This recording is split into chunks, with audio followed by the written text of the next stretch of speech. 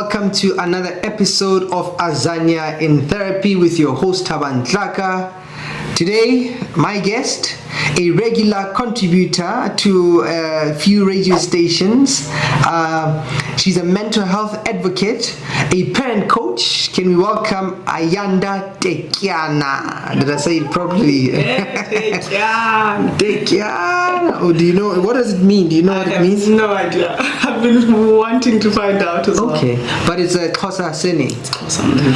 Okay, so I mean, you go on radio, national radio, talking about parenting, and the parent coach. Where does the name come from?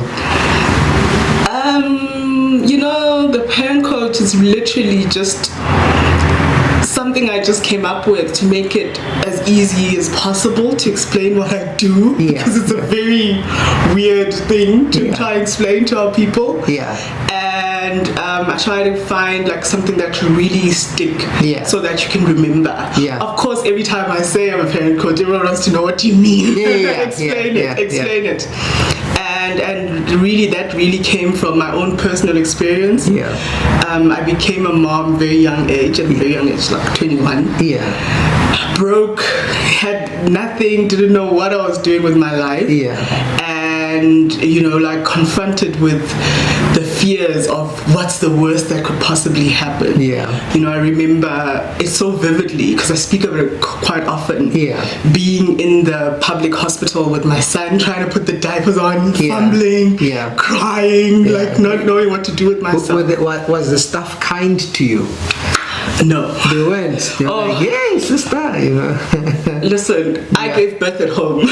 Really? By myself, because they kept sending me back. But that's a story for another day. I see. It was, come back when. I know you're not dilated enough. I see. So you've got a story. But I was very lucky that I was able to deliver him fine. By yourself? By myself. And then we went back to the hospital after I had my bundle of joy in my... So there was a whole lot of trauma, obviously, that happened with that whole experience. But just sitting there, looking at him, thinking, oh my God, I brought this full human being into this world. What am I going to do with him? I don't even own anything at that time. And just... then just starting to have an interest to understand what does it mean to be a parent, researching that, trying to create an environment at home that is very conducive for him in terms of the educational, that environment where he's just stimulated and excited about life. I remember when he was like 3 years, 4 years, we'd be talking about your Wright brothers already in taxis. We'd be like having those kind of conversations, and a lot of people would be interested to say, what are you doing with this child? He sounds so smart. What are you doing different? Then that's when it really hit me that wait, other people are actually really doing this thing different. And then I started to look around, and then I saw, hey, wait a minute, I could share my story. And it's just been quite interesting because a lot of people have taken very well to it. Well, I mean, I think it's a nice catchy name, the parent coach. I mean, so when I hear it, I think I have an idea. Nice that you also explain it, but also the experience that you are relating in giving birth. You see, it's a traumatic experience, but very beautiful as well. But then you develop it into something then that helps other people, which is the interesting thing about life. In that sometimes we go through stuff and we are able to help people with that, and so that's where now your interest in it. Did you have a lot of support? It was hard because how I started is that I started doing it purely from an educational perspective, where I would then go to daycare centers and try to work with the moms in the daycare centers, the creche owners. At that time, the whole having them educated and was not as a big thing as it is now. So it was interesting because I had to learn to work with them and find a way to build relationships with them. And they would look at me and see a child. What you gonna tell us? What do you know? What do you know? So I was very fortunate that I was able to do the Montessori program, which is like a play. Oh, really? Yeah.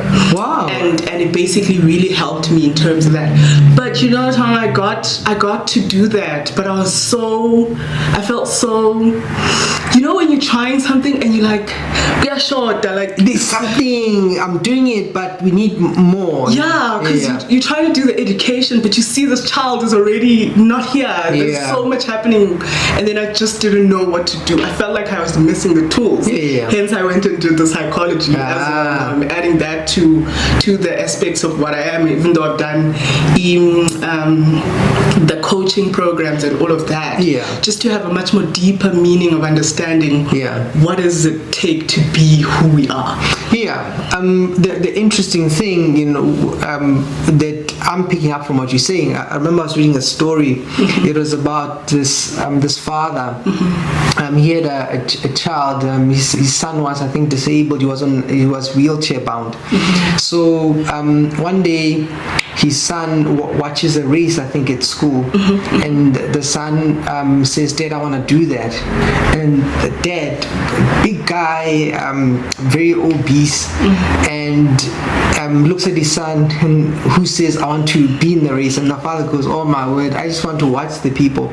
So, but something about the race moved the son. So the dad was thinking, when my child was looking at this race, like he seemed like it was fun for him. So they enter the first race, and then he had to push his son in this race. So he pushes his son. The son makes it over the finishing line, and then but the excitement in his son's eyes, and he was thinking, wow, like we found something. So father and son continue to enter races, and lo and behold, the father lost weight, became fit, and won medals, and his life improved like greatly. Gosh. And so when you say that, I remember that story because a child comes into the world. But you as a mom, there's this personal development story. I say that because I hear somebody who's coaching parents, but I'm imagining you have your own journey as a coach, but somebody who cares about people. I mean, were you always that way? No. When I went to tertiary, I did marine zoology and botany. I wanted to be a marine biologist and be like far away from people. I see. Because I had really traumatic childhood in terms of just you know that feeling when you grew up with the gender-based violence in your family, and then you go live with extended family. There's just never a satisfying enrichment of anything. You're just disappointed with everyone. You're looking at your grandparents. You're thinking, what I had with my parents was better. They should have helped out. There was just a whole lot of resentment. I see. So the nice thing about this whole parenting experience for me, though I really speak about this quite a lot, and I say, you know, as much as my son helped me find my purpose, I really don't think that that's the right way to do it. One purpose, have a child. No, please. There's another way. I always want to tell people. There's another way. Because because the trauma and the mini crises are not solved. Their scars are still there. I'm just bringing this new person into going through the roller coaster of emotions with me. So it's really something I try to talk a lot about, especially when I work with the teens and the parents that I work with, trying to make them understand better in terms of building their relationships with their children. To make sure that each purpose you find where in the home where they don't have to reach like a man, for instance, who's gonna come and make them feel like they're anything more. They need to figure that all by themselves. And it's something that I think, because as a community, a black community, we're not so well aware of. It's a new thing in mental health. You know, we don't understand izinto like anxiety come back. What is this anxiety thing? Isn't there food in the fridge? If your child comes home and says blanket out, and yet there's so much more deeper things that we need to equip ourselves with as parents, and then be able to meet our children halfway. So let me share this story as well, because a lot of people always ask me, okay, but why parent coach? Why not just work with the children? And the thing is, you know, you can think of an educator, anyone who comes into the life of Umtwana, who is not the primary caregiver. My contribution to that child will be only minimum. The person who's there all the time is actually the parent or the primary caregiver. So if I come and I do sessions with these children, they're amazing, they love it, then I have to move away from that. Who becomes the support? Who becomes the guide? Who can undo what you're trying to do? Exactly. And then you find that it becomes such a problem because the parents don't have the tools. I always, when I do my workshops, I always do the example, Yoguti, it's like going to a garden, bringing your car tools, everything that's in your boot, or the other way, vice versa. You're going to try fix something in your car and you have all your garden tools. It's not going to work. When it comes to parenting, we really need to be conscious of what it takes to make that human being an amazing person. And the way we were raised. It won't work now. I mean, though our parents did their best, but I think the times and the needs change. And I mean, those are my sentiments, because I often wonder whether we think hard and long enough about what it takes to raise a well-adjusted person. I think many people think, just buy food and we'll be fine, you know. But I think human beings are so intricate and so many things can go wrong. And so I think it does take some dedication to actually invest into this growing human being. Now, you mentioned something about purpose and maybe not finding it in another person, right? Do you work a lot with single moms? I work a lot with single moms. I also work with dads, by the way. Single dads? No. Mostly with dads or? Dads. Dads. Dads with partners? Dads. Because I want to go the single, I want to ask you about that. A lot of the dads who I work with are usually in relationships. They have children and they're trying to just better their journeys and who they are in terms of their parenting. And how do their partners take it? They're usually quite excited. Really? Usually the ones who are like, hey, there's a superhero father. Oh, I see. Oh, listen. I see. I partnered with Dads in a Picture about 7 years ago when I was just getting into the space, and we just gel so well. Because they run and do advocacies all over the country, workshops with dads. They go to the taverns, they go to the communities, and then you have someone like me who's there also helping them to build better relationships with their children. I like that because I think it brings a bit of a balance. You know what I mean? Because there's this, I suppose, dads do what dads tend to do other things, and moms bring a different flavor, so it's good when it comes together. And so, but what do you think about, in South Africa, I think a few years back the Race Relations Institute said that only a third of children grow up are raised by their biological parents. And so I guess the picture in South Africa is that most people grow up with either mom and a dad. Mostly mom. And what are your views on that? Or extended family. Or extended family, like granny, brother, uncle, you know. I think it's really sad because not that our I mean, I know a lot of people who had grandparents who did a great job. But I think that it even just speaks to that whole culture. At that point of being a grandparent, you shouldn't be doing the primary caregiving. You should be doing the spoiling. You know, then because a lot of people who I've worked with who have traumatic experiences because of extended families is over Nendo's a favoritism. So now, as soon as your child is no longer in your own care, you can't dictate the environment. And I almost wish, this is one of the things I speak about so much on radio, and it's almost like very controversial because I'm a parent coach, but I'm telling people don't have kids. Don't have kids, please. It's so much work.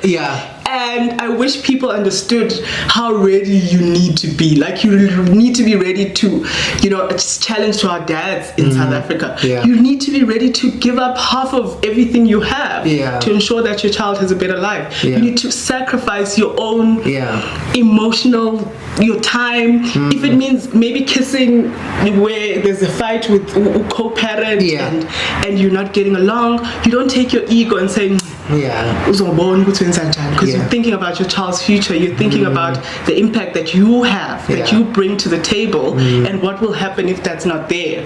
So I almost wish there was like, I need to get a bigger platform to tell everyone to not have don't children. have kids. wait as long as possible. I would add to that. I mean, I think kids are great depending on how ready you are, right? And so, for example, there's this thinking. People will say, let's have a child, and then let's see how we can make this work. And for me, I wonder where the thinking comes from, because it almost seems as if having a child is, they normally say, batla hola, they'll just grow up. Whatever the situation is. So, but I don't think we've done enough, as a country, as professionals, as people maybe work in the space, to actually educate people about what it actually takes to raise another human being. You're talking about you're sacrificing yourself. And so, maybe if I can ask you this, do you work with blended families? I do. Okay, so I want to ask it this way, right? Okay. Sometimes, say people were in relationships, they divorce, they separate, they have children, and then they meet someone else, and then they say, oh, we love each other, let's start a family together, right? Then one of the things I wonder about is it in the best interest for the children, or is it in the best interest for the couple? Or it depends? I think the problem that I see in many of the people I work with is that they're not even ready for what it takes to even be in a blended family also. Because now you're coming into my life. I'm a single woman, so I'll say this. I have 2 children, they're already grown. And the kind of investment that you need to make into them to accept you already is like a different ballgame. You need to build relationships. You need to make sure that before you can come and say there's rules and whatnot. Because they're going to be like, excuse me. Who are you? So a lot of people already, we are dealing with our own demons, if I could say. Now where I usually come in, it's gone so wrong that maybe people are not talking to each other because of the children.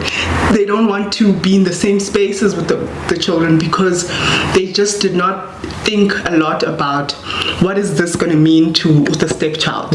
What is it going to mean in terms of the relationships that have been built. So if I have my kids already and I see that they don't get along with stepdad, best believe I ain't having another one. No ways. But you see, and it goes back to what I had said earlier, Uti.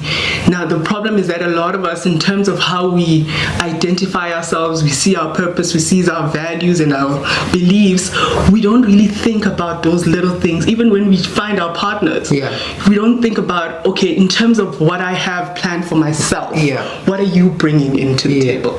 So what's important to me is family. You know, I'm a board game every Sunday kind of mom. So if you are wanting to drink and whatnot, already there's a clash. Because you're not aligned in that area. Do you understand? So how often do parents actually sit down and talk about those things before they think about having kids? Before we don't have the tools or the capacity to have those conversations. So if you could see, here's a bunch of parents, a group of parents, right? And you are to advise them before they start this parenting journey. What are your top three things to note? Maybe they should have a dog first. Okay, try this thing. Try a pet. Try it with a dog. Spend a couple of years together. Learn to really know yourself firstly, so that, you see, I think one of the things that also happen in a lot of our relationships is that especially as women, we are so accustomed to this idea of being submissive that when we get into relationships, the red flags don't even really, it takes a long time before the red flag is like, now it's like, this person is doing 1, 2, 3. It takes so long because I think it also comes with this whole idea of seeing a relationship as part of your purpose when it's not necessarily. I wish people could focus more on who I am. Like, I want to be happy as Ayanda. I want to travel the world. I want to do 1, 2, 3. And then whoever comes is part of this package or not. Because then I will never compromise those values that I've set for myself that I'm very clear about. I will still tell you, listen, I'm not willing to do that. So I wish we could just figure ourselves. I don't know how to get to a point where I wish everyone could take some type of test before they can think about having a baby, stuff like that. I think there's thinking that the family is a factory, and I think for me, I don't know where parenting for you begins, but for me it begins long before people have children. I think it has to do with your upbringing and and your philosophies about what life is, right? And because by the time you have a child, there's all this programming that a person has, and so if a person hasn't reflected enough, interrogated those ideas about what is parenting. Do I have children so that they are my retirement plan? Or do these children are going to be? I have to raise independent adults who will be able to take care of themselves, survive in the world. And so I think long before people have children, they haven't. The parenting has begun. And so for me, then I would agree that. At the beginning, I think somebody has to do that job to actually think about, but I want to have kids, but what's the point? And when they are here, how am I going to take this process? And so I've got the way I'm thinking, but does my partner also think the way I do, or can we find a way that we agree so that we do one thing? So I do think that one should be clear on what is meaningful for them in life, and then also when you have a partner, it helps if you guys are aligned. Because when you agree, then you can parent, in the way that you understand each other. Because a lot of the clients I have are fighting about discipline. Whether to spank or not to spank. It's a social learning theory. You were brought up Shaiwa, and you're I turned out fine.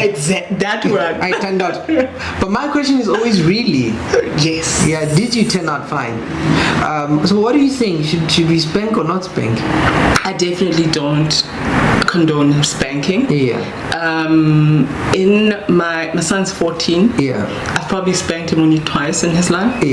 And even in those instances, I've admitted that I went overboard. But it was things that I would have drawn the line. Had conversations with him to say, listen, you do not put a hand on your sister. You do not 1, 2, 3. And then if those happen, obviously sometimes. But it's something that I'm not proud of. Because for me, when we talk about children and discipline, we're talking about guiding and teaching. And I would rather talk myself to death teaching my son about boundaries until he understands them, to the extent that when he goes out into the world he can practice them, than to think that he's not going to get it still, because the fact that it means that there's something in the way that I'm communicating that's not allowing him to understand. So I'd rather just keep having the conversation.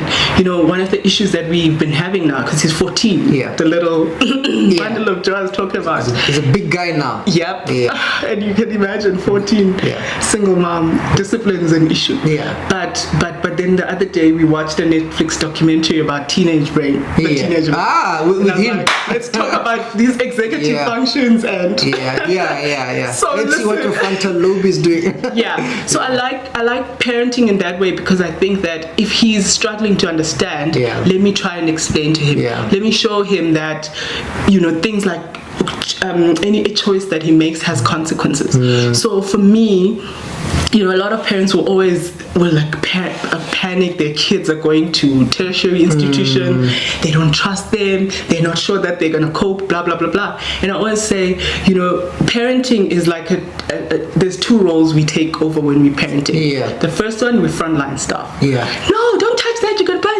Yeah. But by the time your child gets to 9, you need to already be taking your foot off the clutch in terms of being too much off the front line. Yeah. You want to start allowing them to problem solve. Yeah. You want to start showing them what are the consequences of their choices. Yeah. You want to start having conversations that show them, listen, I told you don't do that. Look, now you fell. Yeah. You know, once you start doing that, because naturally we all know they don't have the capacity until they're 25, whatever, to think about consequences, but you can train that.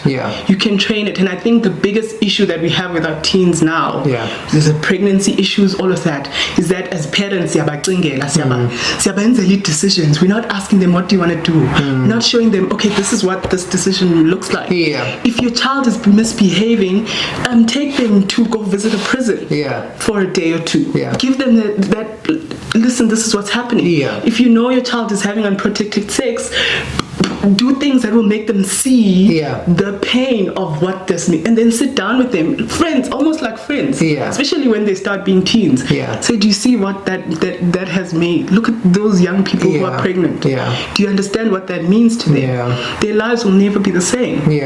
So I think a lot of it comes from us parents not.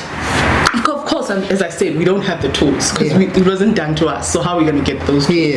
But we have to start looking for that information. When you said that, I was just reminded of the developmental psychology literature with the parenting, that a good parent is somebody who's warm, who's responsive, and who's present. And then there's authoritative as opposed to authoritarian, and then the control is high, and then but with time you let go. You need to the control as your child becomes a bit more independent. You need to lessen your control. So with teens in particular, I suppose we don't tell, we communicate, and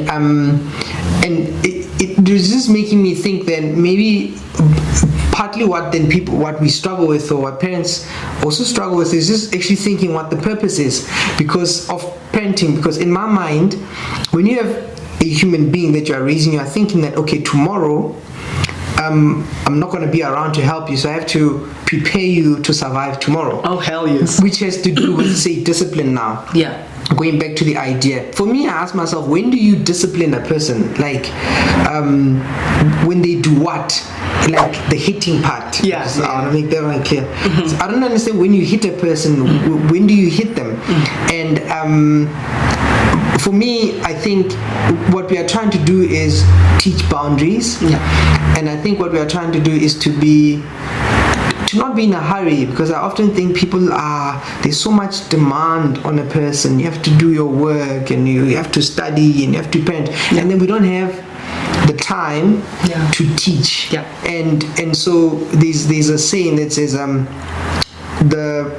fastest way home is the longest way around. And so it's what you're saying. So as opposed to, say, shouting, to say, let's watch then the Netflix, let's discuss this, it's slower, but I think it's much more effective. But when you hit somebody, I think what you're communicating is, okay, I'm in power, so I'm going to show you. But what's going to happen when you're not in power, like when the child becomes a teenager, where I've had parents say that, I used to spank him, but the other day he gave me a look, or he grabbed my hands, and I felt those hands, and I thought we're not gonna go ahead.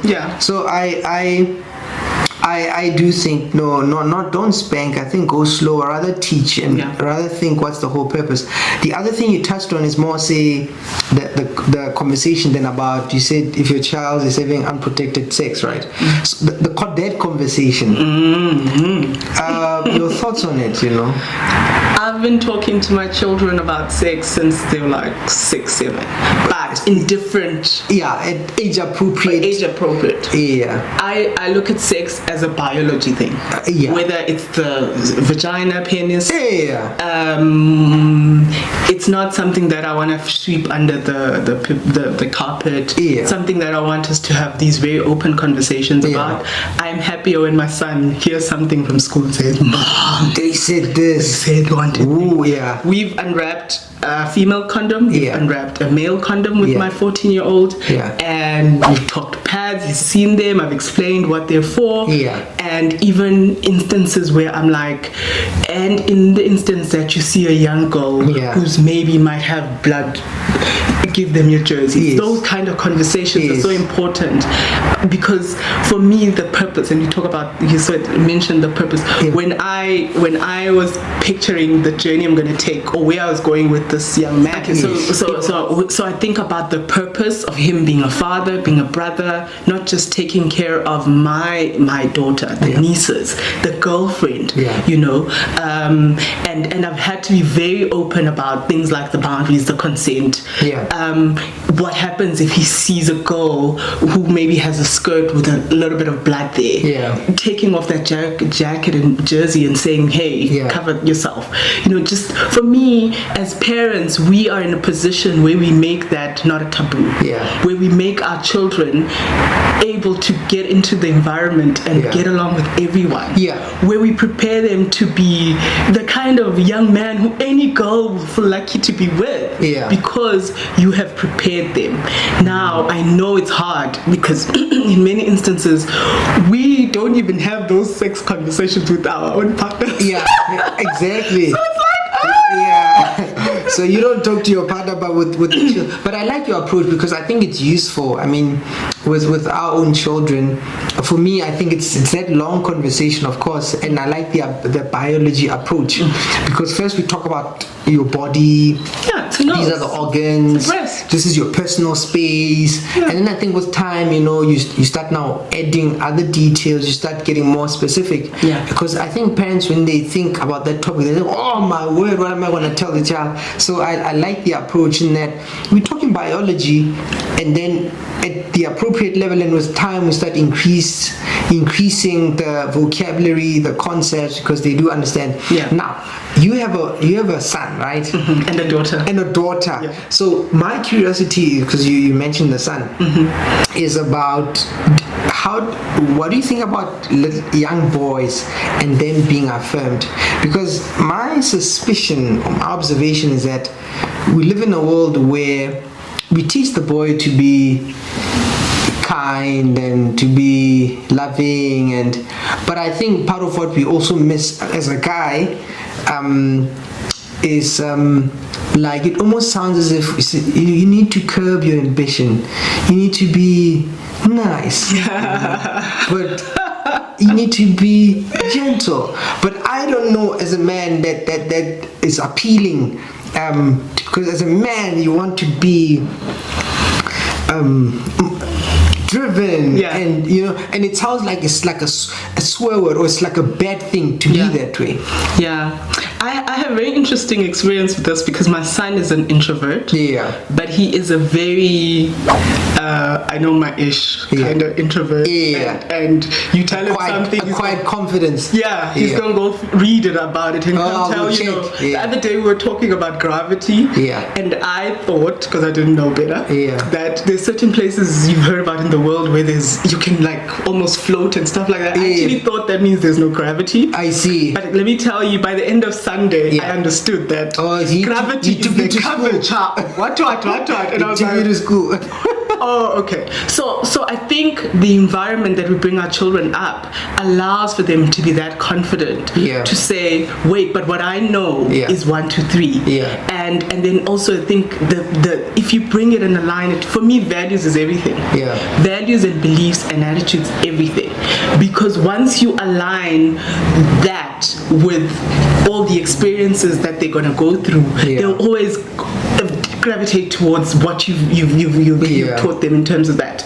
So I struggle a lot with my son, because being an introvert, he's very what's in it for me? And I'm like, oh my gosh, can you just be kind and whatnot? And he's like, and we have these conversations. For me, it's like a constant education because I'm trying to create that environment at home. But at the same time, I can tell you that most of the time I respect where it comes from. Because the being able to extend yourself so much that there's nothing in your own cup is something I've learned the very hard way. So it comes back to sometimes even your children can teach you something, but we kind of have to be very clear about the balancing act. Because even with my daughter, she's a people pleaser. She spent a few years living with the dad and the stepmom. And you can imagine, naturally, if there's no biological parent, especially a mom figure, she's going to be a people pleaser. So I have to now teach her the same principles that my son has, but like teach her to say, but look at what someone is giving you also. Don't give too much to the extent that you feel like, oh, I was expecting 1, 2, 3 and they didn't give back. No, so I try to be very deliberate in teaching them things that I learned very late in life. And if you look at like my own personal relationship, intimate relationships, I wish I was told those things earlier. Because once you become that empty cup, then you're really broken. But if you're able from a very early age even to communicate what you expect in terms of your own values, and I think that's the reason our women even today struggle in their workplace to negotiate for the salaries they deserve. It's because we're just not taught to be assertive. We told them to be nice and soft and gentle. Exactly. So I find myself trying to balance between both my son and my daughter, where their strengths and weaknesses, and try to say, okay, you can do a little bit of this, and when you can try to be a little bit nicer. Come open the gate for me. Are you approaching it from just because you look at how their personalities are? Or are you approaching it because the one is a boy, the one is a girl? What do you think? Do you think parenting should be the same all across the board? No, strength-based. Strength-based. So maybe elaborate. I look at their strengths and I want to encourage that. Complimenting is the best way to get the right behavior. Instead of spanking. And then in terms of their weaknesses, I understand that when it comes to something that's your weakness, it's not so easy to change. But if you focus on the strength, you can actually make that like something that's like almost highlighted.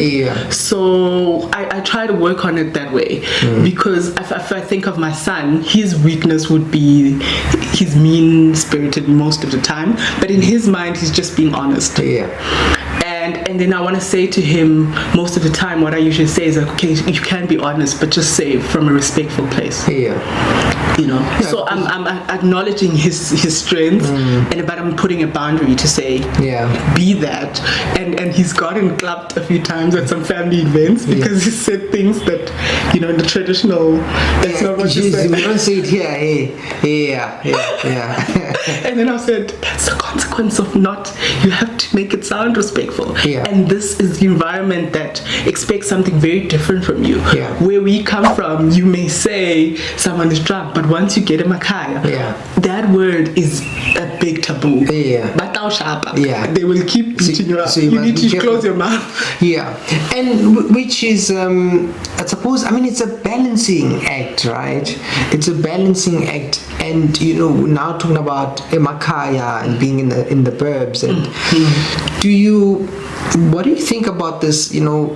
I don't know if you have thought about this, but say children who grow up in town and the language, right, and the way you move in the suburbs, and do you foresee a problem, or do you find that when you work with parents that, or the children, the teens, the preteens, they are able to move between those different environments, or we have a problem there?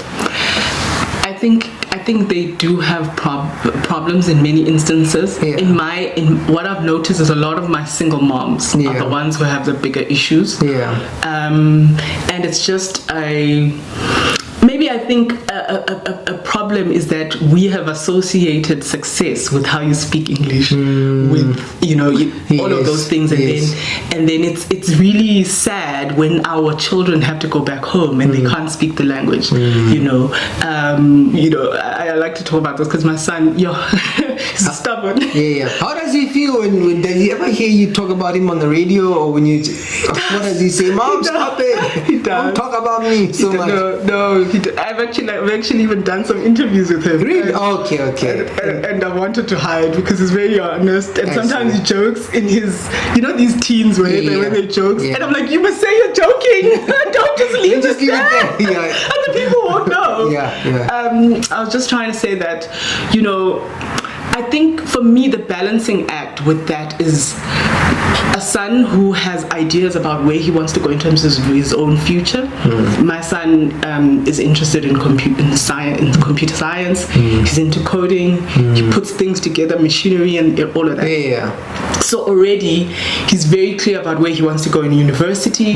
He's started learning Japanese. In fact, he's put more effort into learning Japanese than he's put into my language, dad's language, all at once. And it's hard for me, but at the same time, you kind of want to allow someone to say, this is where I want to go. Because I'm hoping that with the determination that he has now, it will fuel him to, because in his mind, he's like, why will I need that language, And for me, it's a beautiful thing to speak my mother tongue. I want to share my white people, my hood, sometimes with my kids and say something in our language. But I think of it as it's almost like, okay, you want them maybe to hear and be able to converse, but it's something that you shouldn't force too much. If someone, especially like my son, who is already determined, he wants to move as soon as he gets to matric, he doesn't particularly like South Africa, and because he's been so exposed through the culture because of manga and stuff like that. So I don't want to find myself almost like berating him, this is bad, stick to your culture. What we usually do when we spend a lot of time doing is watching documentaries on YouTube about African leaders, the queens, and I found that is a better way of me exposing him to African culture. And unfortunately, we don't have enough content like that. That is South African. That is about our own cultures. So that's kind of disappointing. To that, I think this is an important thing because I think about it, and what I've also observed is that there's almost like a generation that also feels a bit alienated, right? In the sense that you do well in school. There are these pockets of education. You're at school when you're training and things are going well, but then you go somewhere else. And people are like, hey, but you look this way, but you don't understand.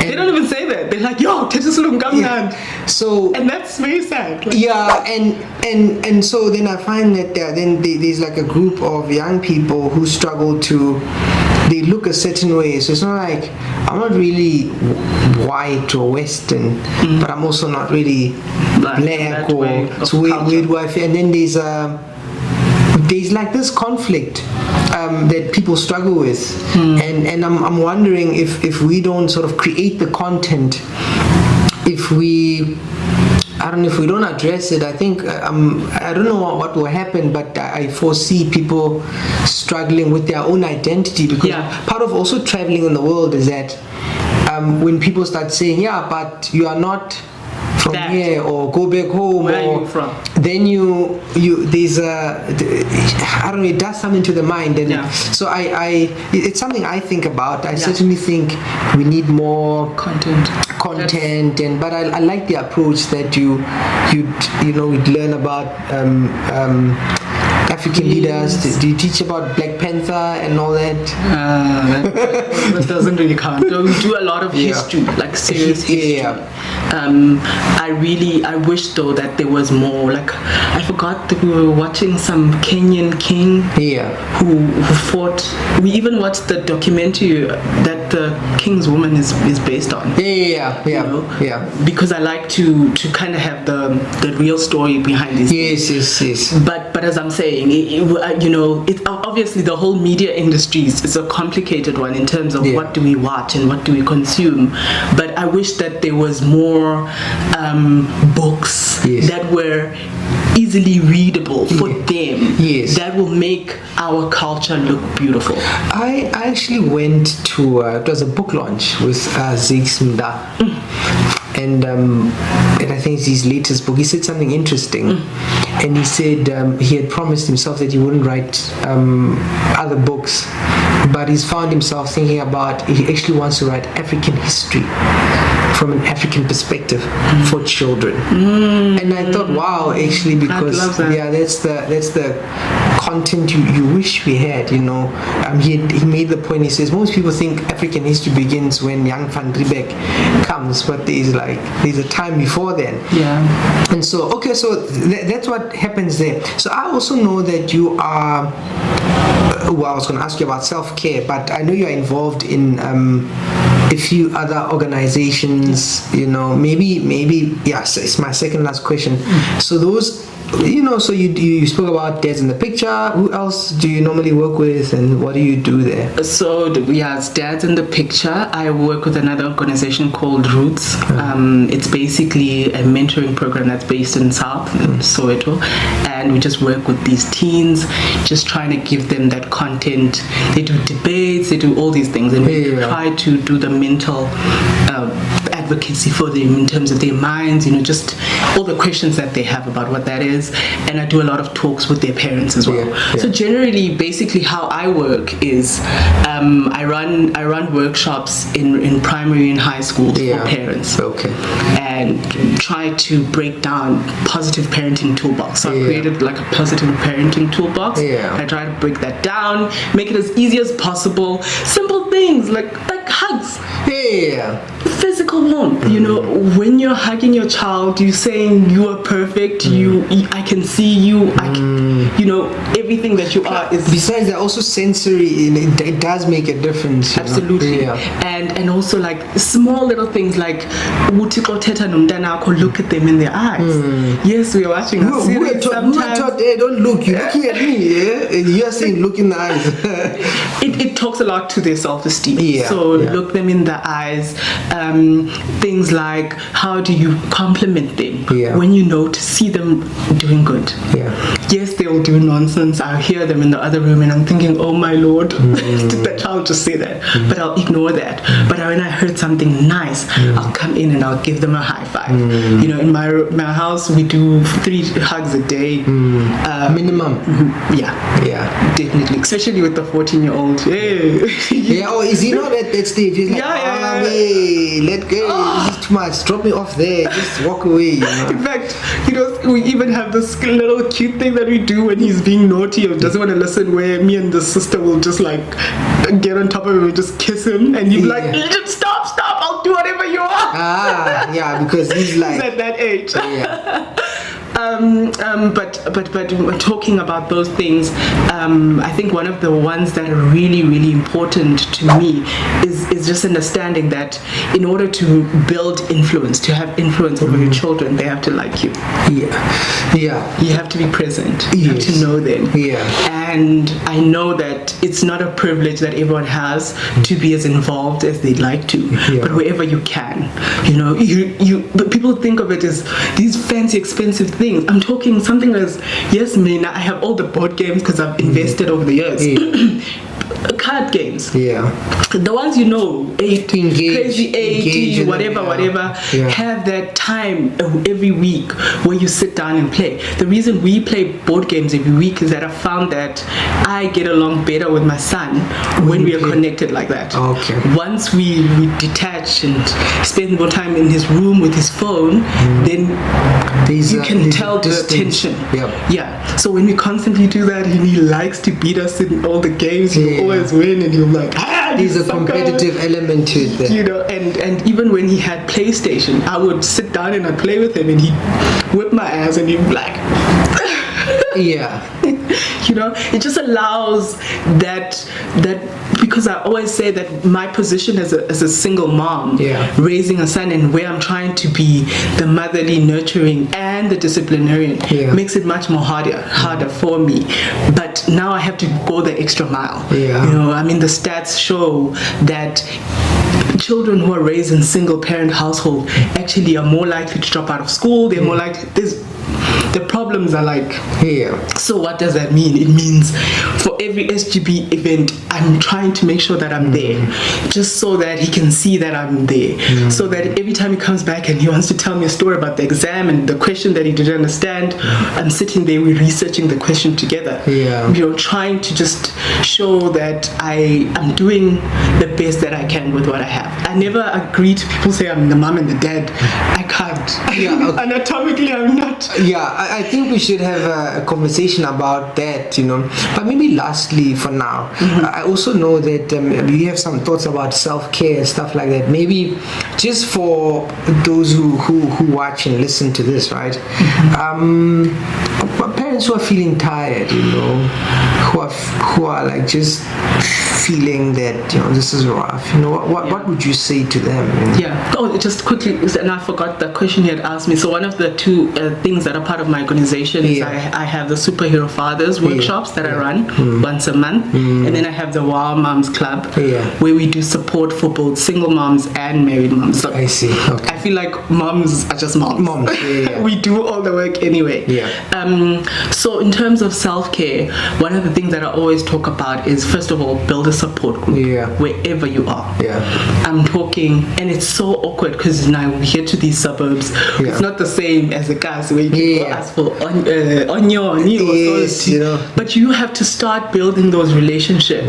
Find people who have the same values as you. Start being there for them, so that then you can kind of build that kind of relationship. I've just moved to Harties 2 years. I couldn't make friends obviously during the COVID times, and I'm literally now building new friendships deliberately looking at the moms who have the same values as me. Sometimes I have to go and fetch friends after aftercare, the kids for my other mom friends who are single moms, and house them at my house. So when you're building the support, it's not going to be always convenient. If you want to show someone that you're loyal, you're there for them, it means that now you will be inconvenient sometimes. But what does that mean? Now when I need a weekend away, if I need to go away for just one night and go out, whatever, I can say, hey Mama Kabanbani, can you just take care of Keke for me? You know, and I think that it's so hard, we're so scared to build those bridges, because, you know, we do live in these communities that are very isolated. Isolated. But you have to take that first step. I literally used to have that in Johannesburg before I moved. You know, the kind of friends that I had, we would have parties and have our kids, and we would just have like a room with the PlayStation set up, with all of their snacks, all of their food, and they know they just sit there, and then every hour or so we go check up on them. But we are doing our drinking and all of the stuff right there. So it took a bunch of moms and dads who knew that we could have fun in this kind of setting and go to each other's houses and stuff like that. It takes a long time to build those kind of relationships, but it's the most amazing thing. And obviously it will be different for anyone. Someone else may just want it to be over church things, you know. I want it to be over fun, you know, family picnics, going out cycling, because that's something that's important for me. So I think the support groups is so important, you know. We also find ourselves leaving our families. Remember, I always say that one of the advantages of having these children grow up with two parents, we're supposed to be having two extended families who can also be the village. But now we don't have that. So what does that mean? We need to go that extra mile and build those villages. So there's a hockey game. I will ask Lume's mom, can I take Lume this time around? Next time, I have a meeting, go people, can you help me out? Yeah. Then we start. Then I know hockey games. I'm not worried. If I can't be there, there's always someone. Yeah. And then netball, same thing. You know, you want to try and build that for yourself. And I think it's really, really important wherever you are. And I always talk about people who are like your retired nurses, retired principals, teachers. Always try to challenge them. Start things in our townships for our children. Yeah. Start spelling bees. Start the nurses. Start things where you're teaching our children about HIV, about pregnancies, because it can't only be the children who are in these places who have this information, and yet ukhona abantu in the neighborhood who are principals, who are this, who are that, who are let's start seeing our skills and knowing that we can give more, we can make our community better. I really wish people could see themselves as those contributors, especially for children, because it's, for me, it's like, if I used to think about this before I really got involved in working with other people's children. I think I'm making this child so amazing, but who's he going to join with?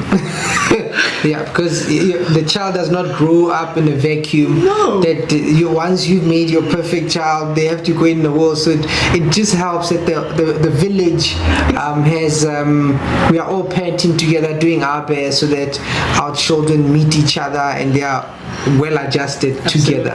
Absolutely.